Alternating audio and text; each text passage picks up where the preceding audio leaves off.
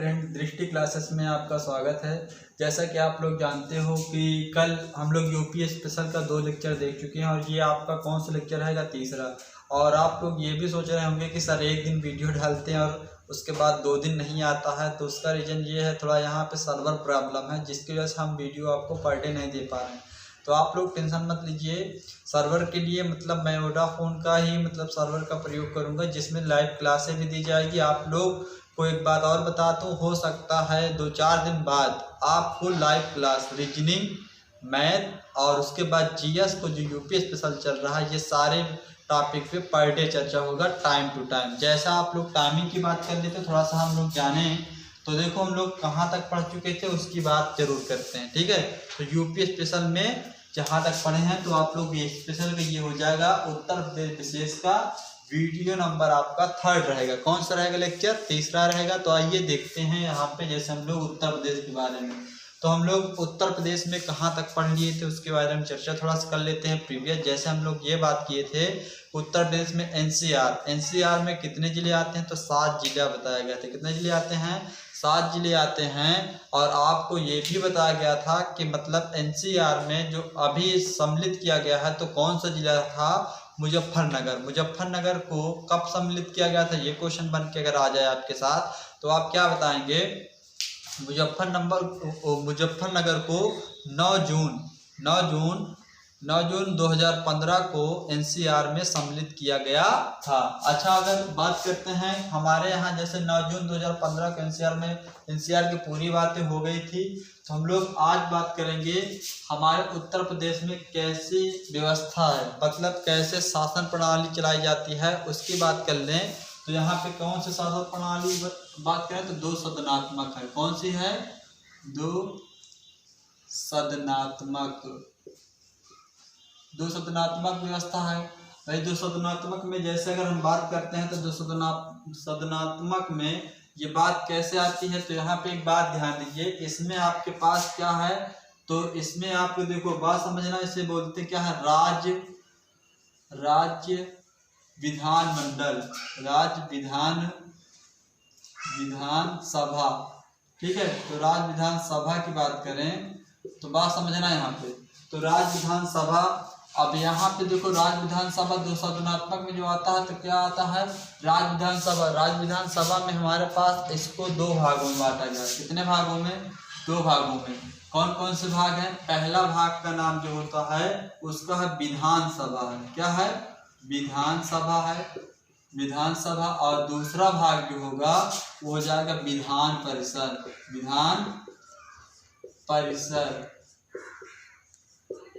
ठीक है, परिषद है, ठीक है, विधान परिषद। अच्छा, एक बात और आती है कि ये विधान परिषद यानी कि जो हमारे पास राज्य विधानसभा, ये कौन सन में इसको पारित किया गया था? तो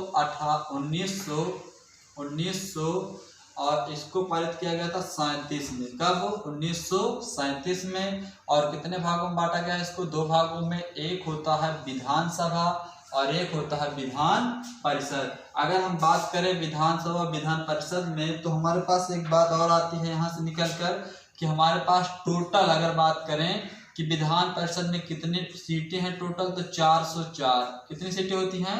404 होती हैं, जिनमें से 2 भागों। एक बात याद रखना है, कितने?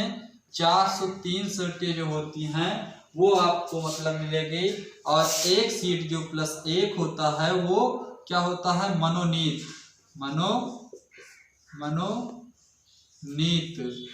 और किसका? एंग्लो इंडियन, ठीक है, याद रखिएगा। तो 404 जो आपको 403 सीटें जो होती है विधान परिषद में, उसके बाद आपको एक जो होते हैं मनोनीत। एंग्लो इंडियन क्या होता है ये भी बात कर ले, तो एंग्लो इंडियन उसे कहते हैं जो विदेश से आए हुए व्यक्ति जो यहाँ की नागरिकता ले लेते हैं उसी को बोलते हैं एंग्लो इंडियन। तो इसके बारे में हम लोग जब पॉलिटिकल पढ़ेंगे तो उसके बारे में अच्छे से डिस्कस कर लेंगे। बस हमें ये चीज़ जानना है कि इसमें 403 सीटें उत्तर प्रदेश में, और एक सीटें जो होती हैं आपके पास टोटल 404 सीटें होती हैं, लेकिन 403 सीटों पे चुनाव होता है। एक जो होता है मनोनीत किया जाता है और वो क्या होते हैं? एंग्लो इंडियन होते हैं। इतनी बातें आपको विशेष ध्यान देना है, ठीक है। आगे अगर हम बात करते हैं यहीं पे, तो आते हैं क्या, भाषा की बात कर लेते हैं। किसकी बात कर लेते हैं, भाषा। तो देखो भाषा की बात करो तो भाषा आपके पास यहाँ पे दो भाषा, पहली भाषा कौन से मतलब इसको वर्ग कर दिया गया, तो आप याद रखिएगा पहली भाषा है हिंदी। क्या है, हिंदी है। तो हिंदी को कब इसको किया गया था, तो आप याद रखिएगा 1947 ईस्वी में। कब, 1947 ईस्वी में। दूसरी भाषा, ये पहली भाषा हो जाएगी, और दूसरी भाषा की अगर बात करें तो वो है उर्दू। क्या है, उर्दू है, ठीक है, याद रखना। दूसरी भाषा उर्दू, इसको जो है 1989 ईस्वी में माना गया था। पहली भाषा कौन सी रहेगी, हिंदी, और दूसरी भाषा जो रहेगा उर्दू रहेगा। ठीक है, इतना आप स्क्रीनशॉट लीजिए, इसके बाद आगे हम चर्चा करते हैं। ठीक है, अब इसको दिखाना है कहाँ, ये चीज स्टार्ट। हाँ, तो देखिए आप लोग, जैसे हम लोग क्या बात कर लिए थे, विधान। हाँ, तो उसके बाद विधान परिषद के बाद अब अगर हम बात करते हैं राजकीय चिन्ह, तो उत्तर प्रदेश में जो राजकीय चिन्ह की बात करते हैं तो 1938 ईस्वी में। कब, राष्ट्रीय नहीं भाई, राजकीय चिन्ह। कौन सा, राजकीय चिन्ह। तो राजकीय चिन्हों के बाद बताएं तो यहाँ पे एक बात याद रखिएगा, ये हमारा क्या है, राजकीय चिन्ह है। और उत्तर प्रदेश का राजकीय चिन्ह, तो इसमें एक बात आती है कि जैसे मछली है यहाँ पे, तो मछली किसका प्रतीक है, तो ये हमारा मछली जो होता है ये अवध में मुस्लिम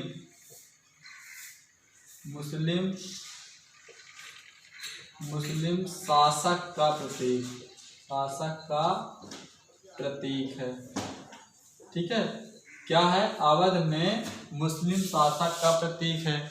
और यहाँ पे एक बात ध्यान दीजिए, ये लाइन दिखते हैं आप लोग, ये यहाँ ये और ये। ठीक है, अगर हम इसकी बात करें तो ये है हमारा क्या, गंगा और यमुना, गंगा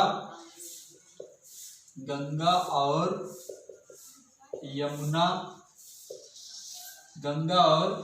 यमुना का एक दूसरे से मिलना,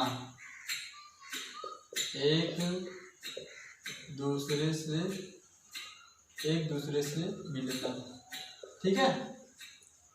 अच्छा, इसके बाद अगर हम बात करें, ये हमारे पास क्या है भाई, अगर दोस्तों देखते हैं यहाँ पे, तो ये है एरो, यहाँ पे एरो बना है, तो ये किसका मतलब होगा, तो यहाँ पे एक बात जान लो, ये अगर एरो की बात करें तो ये हमारा है राम शासक। क्या, राम शासक का प्रतीक। याद रखिए, एक बार फिर से रिवीजन कर देते हैं हम लोग। तो यहाँ पे ध्यान दीजिएगा, पहली बात ये है, बहुत अच्छे तरीके से सीखिए, क्योंकि अभी तक एग्जाम में ये पूछा ही गया है राजकीय चिन्ह कब पारित किया गया, लेकिन आप लोग याद रखिएगा, पूछ सकता है आने वाले वनडे एग्जाम में, क्या पूछ सकता है, राजकीय चिन्ह 1938 ईस्वी में ये राजकीय चिन्ह है आपका। अगर हम बात करें मछली जो होती है, ये कभी कभी आपको पीसीएस वगैरह में क्वेश्चन बन सकता है और कथन में बनता है। मछली जो होगी अवध में मुस्लिम शासक का प्रतीक है। क्या है, मुस्लिम शासक का प्रतीक है, अवध में मुस्लिम शासक का प्रतीक है। अगर हम बात करें, ये हमारे पास जो ये एरो की जैसे मान लो ये है, जो यहाँ देखो, ये हमारा क्या है, गंगा और यमुना के एक दूसरे से मिलन, यानी कि ये आपको संगम जैसे बोलते हैं ना, यहाँ पे ये दो है, किसका प्रतीक है, गंगा और यमुना का प्रतीक है। अगर हम बात करें ये क्या है, तो ये है राम शासक का प्रतीक, जो हमारा तीर बना है, एरो बना है, यहाँ से यहाँ तक का राम शासक का प्रतीक है। इतना आप लोग को अच्छे तरीके से क्लियर हो गया होगा। इसके बाद हम आगे बात करते हैं।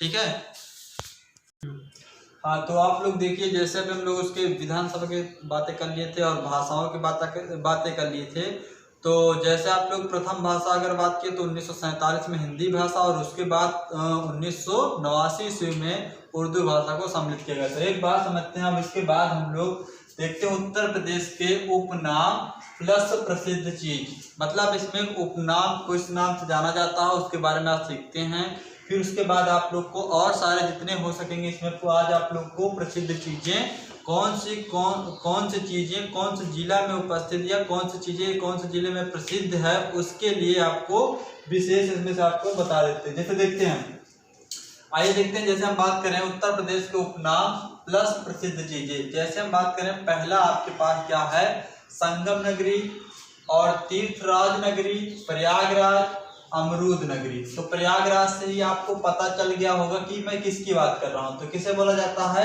इलाहाबाद। इलाहाबाद, इलाहाबाद। या अगर हम बात करें इसको किस नाम से जानते हैं, प्रयागराज के नाम से। ठीक है, याद रखिएगा भाई, पहले आप लोग को इलाहाबाद, लेकिन अब प्रेजेंट टाइम में इसे हम किस नाम से जानते हैं, प्रयागराज नाम। और उसके बाद अगर हम दूसरी बात कर लेते हैं तो यहाँ पे दिया है क्या, गोरखनाथ। और यहाँ पे देखो गोरखनाथ के बाद आपके पास क्या है, गोरखनगर। और यहाँ पे जैसे गोरखनाथ, नाथनगर और गीता प्रेस। अगर गीता प्रेस इन सब कहाँ है तो आप बताएंगे इसको गोरखपुर। कहाँ बताएंगे, गोरखपुर में। तो याद रखिएगा, गोरखपुर में गोरखनाथ, नाथनगर और गीता प्रेस के नाम से जाना जाता है। अगर हम बात करें उसके बाद तीसरे नंबर पे बात करें तो जैसे चर्मनगर, उद्योगनगर, उत्तर भारत का मैनचेस्टर। आप लोग कुछ बच्चे यहाँ पे जानकारी, इसे उत्तर भारत के मैनचेस्टर का नाम लेंगे तो कुछ लोगों को पता चल गया होगा कि किसकी बात कर रहे हैं, किसकी बात कर रहे हैं आपको पता हो गया होगा। तो इसका है आपका नाम क्या, कानपुर। क्या नाम है, कानपुर नाम है। ठीक है, तो आप लोग याद रखिएगा, चर्मनगर, उद्योग और नगर, और उसके बाद उत्तर भारत का मैनचेस्टर। ये परीक्षा में पूछा गया है, इसको यूपीपी में एक बार क्वेश्चन ये बन चुका है, तो आप लोग विशेष ध्यान दीजिएगा। ये क्या है, कानपुर। अगर हम बात करें छोटा दिल्ली, चौथे नंबर बात करें छोटा दिल्ली, उद्योग नगरी। तो छोटा दिल्ली और उद्योग नगरी की बात करते हैं, जैसे किस नाम से जाना जाता है, गाजियाबाद।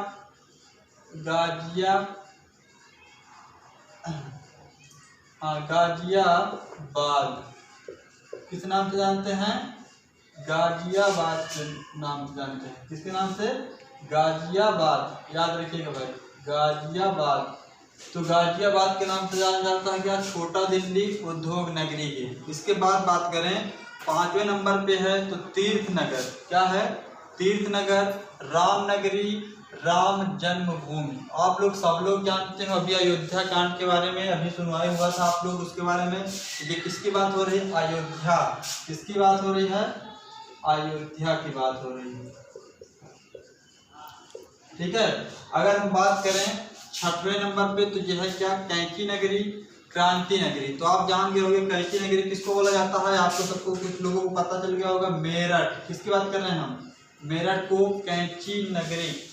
मतलब किस जिले से, मतलब जो कैंची नगरी है वो किस लिए प्रसिद्ध है, तो आपको पता है कि कैंची नगरी के नाम से मेरठ आपको प्रसिद्ध है।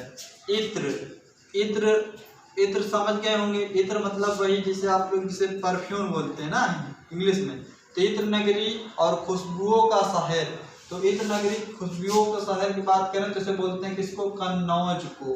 किसको, कन्नौज को। ठीक है, तो कन्नौज याद रखिएगा।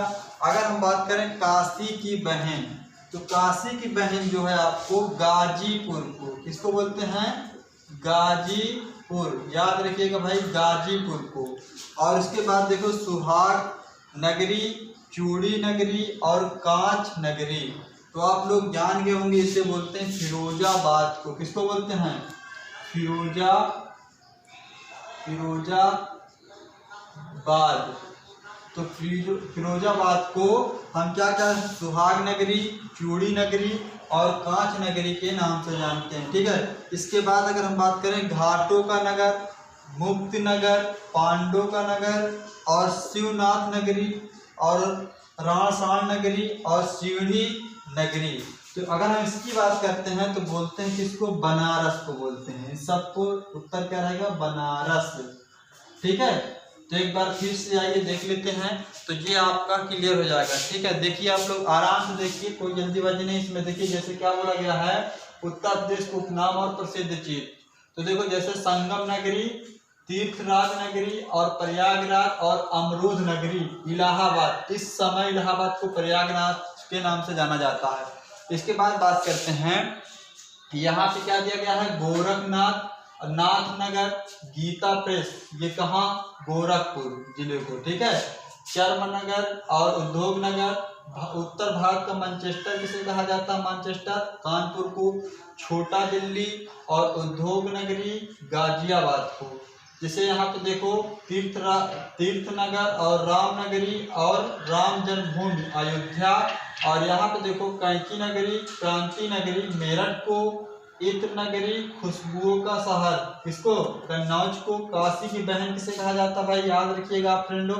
यहाँ पे देखो जी है गाजीपुर, सुहाग नगरी, ठीक है, और चूड़ी नगरी, कांच नगरी फिरोजाबाद को बोला जाता है, घाटों का नगर मुक्त नगर और पांडवों का नगर विश्वनाथ नगरी, राणसाण नगरी और सीढ़ी नगरी बनारस को बोला जाता है। ठीक है, आइए आप लोग इसको नोट कर लीजिए, फिर आगे हम इसी पे चर्चा करते हैं। इसके और आगे हैं, जैसे बहुत सारे हैं, उनके नाम भी जान लेते हैं आज की वीडियो।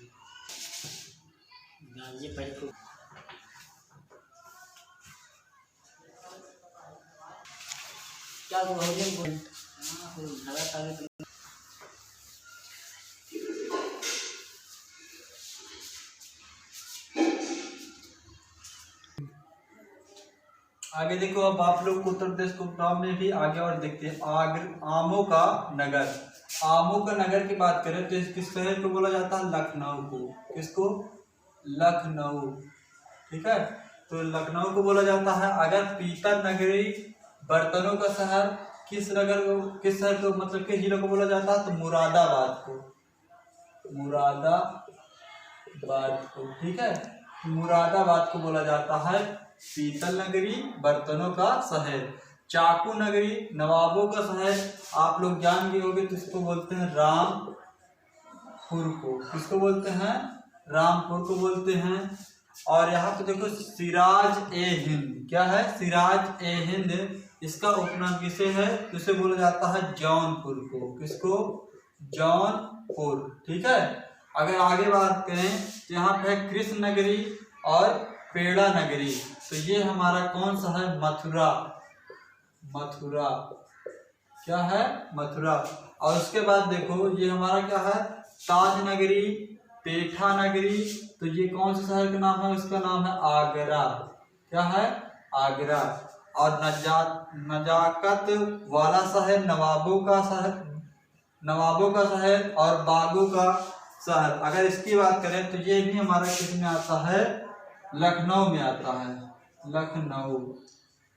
ठीक है, अगर आपको बताएं बास नगरी और सुरमा नगरी, ये परीक्षा में पिछले बार पूछा गया था यूपीपी में, तो याद रखना सुरमा नगरी और बास नगरी जो आता है बरेली, क्या है? बरेली में आता है। ठीक है, तो ये हो गया आपके पास इतने। और इसके बाद और इसी में देखते हैं उपनाम के बारे में थोड़ा सा और चर्चा कर लेते हैं। तो एक बार फिर से आप लोग विशेष ध्यान दिया, आमों का नगर जो दिया गया है ये पूरा आप लोग स्क्रीनशॉट लीजिए और नोट कर लीजिए, फिर आगे हम इसी पे चर्चा करते हैं। ठीक है, नोट करिए, स्क्रीनशॉट ले लीजिए आप। तो ये आपका हो गया उत्तर प्रदेश का उपनाम। ठीक है, लखनऊ में जो मलिहाबाद है आमों के नगर से प्रसिद्ध है। ठीक है, ये बात आप इतना ही नोट कर लीजिए। तो आज आप लोगों को क्या पढ़ा गया? उत्तर प्रदेश के उपनाम और प्रसिद्ध चीजें। ठीक है, इसके बारे में। और कल आपको पढ़ाया जाएगा मतलब सिटी और पार्कों के बारे में हम लोग चर्चा करेंगे। आप लोग भी थोड़ा बहुत सर्च करिए और जो भी होगा कमेंट में जरूर बताया करिए कि क्या क्या आपको मतलब किस चीज़ में आपको डाउट है, वो चीज़ जरूर प्रश्न किया करिए। ठीक है, अगर आपको वीडियो अच्छा लगेगा तभी आप लाइक करिएगा और उसके बाद सब्सक्राइब करिएगा। अगर नहीं पसंद है तो आप उसको जो अगर सब्सक्राइब भी किए हो तो अनसब्सक्राइब कर दीजिए, उसमें कोई प्रॉब्लम नहीं। ठीक है, तो जानते हो आप लोग वैकेंसियां, तो अभी तो जानते हो कोरोना वायरस से मतलब कोविड-19 की वजह से तो कुछ वैकेंसियां जितनी होनी थी, जैसे रेलवे का पेपर और ये सब पेपर अभी स्थगित कर दिया गया है। बट आप लोग टेंशन मत लीजिए, जैसे लेखपाल की आने वाली वैकेंसी जो है आपका 52 से पोस्ट है वो जरूर अभी कराएगा। ठीक है, उसका मतलब समझ लीजिए 15 जून तक वैकेंसी का मतलब शायद नोटिफिकेशन आ जाए, तो इसीलिए आपको पहले से ही कुछ तैयारी प्रिपरेशन मतलब स्टार्ट कर देना चाहिए। क्योंकि अभी कुछ लोग ये भी बोल रहे होंगे कि सर अभी तो लॉकडाउन है, कैसे वैकेंसी आ जाएगी। तो बात ये है ना, अभी देखो यूपीएससी यानी यूपीपीएससी जो पीसीएस वाली है वैकेंसी लॉकडाउन में ही आपको आया था। अभी भी उसकी जो जिन लोग ने अप्लाई नहीं किया होगा तो 16 तक अभी डेट है, उसको अप्लाई कर दीजिए। और देखिए बात ये है कि जो आपको पढ़ाया जा रहा है ये सब आप अच्छे से उत्तर प्रदेश के बारे में जानकारी जितना मैं पढ़ा रहा हूँ उसके बाद आप भी कुछ इकट्ठा कीजिए। जो अच्छे से जो नहीं क्लियर हो पा रहा है वो आप लोग कमेंट में दे दीजिए करिए हाँ ये पढ़ा दीजिए, तो वो सब क्लियर करा देंगे, ठीक है। और आप लोग जानते हो आजकल क्या है, सबसे बड़ा जो है धन नौकरी। आजकल क्या करते हैं लोग, नौकरी पे अगर आप जॉब करते हो तो आपकी रिस्पेक्ट ज़्यादा है। इस दुनिया में ऐसी है, अगर आप चाहे जितना पैसा कमा लो लेकिन सबसे पहले क्या है, जॉब। अगर आप नौकरी करते हैं तो सब कुछ आपके पास है, ठीक है। तो आज के लिए इतना ही, और आप लोग चैनल को लाइक सब्सक्राइब और शेयर कीजिए। और कल हम लोग बात करेंगे उत्तर प्रदेश के पार्कों के बारे में। अच्छे तरीके से आप लोग भी ध्यान उसको लर्न कीजिए, कुछ बुक से इकट्ठा करिए और हम उसको कल आपको पार्कों के बारे में अध्ययन करेंगे, ठीक है। आज के लिए इतना है।